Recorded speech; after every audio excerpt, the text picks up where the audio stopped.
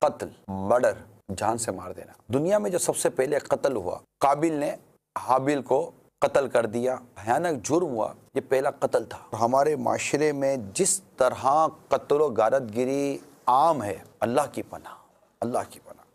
خبروں پر نظر دہراتے ہیں، اس پر غور کرنے سے لگتا ہے کہ شاید ہی کوئی دن ہو جس دن لوگ قتل نہ کیے جاتے ہوں۔ اور جو کوئی کسی مسلمان کو جان بوجھ کر قتل کرے تو اس کا ٹھکانہ جہنم ہے۔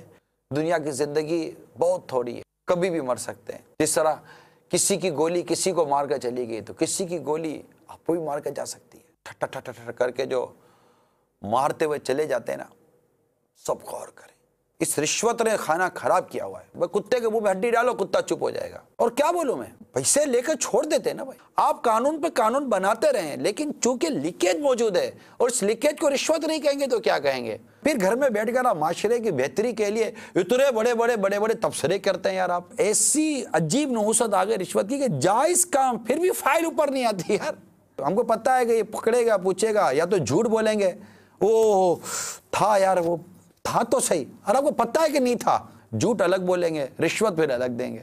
مرنا تو ہے نا، ایک دن مرنا ہے، آخر موت ہے، کر لے جو کرنا ہے، آخر موت ہے۔ اللہ کرے کہ دل میں اتر جائے میری بات۔ صلو علی الحبیب صلی اللہ تعالی علی محمد۔ مجھے اپنی اور ساری دنیا کے لوگوں کی اصلاح کی کوشش کرنی ہے انشاءاللہ۔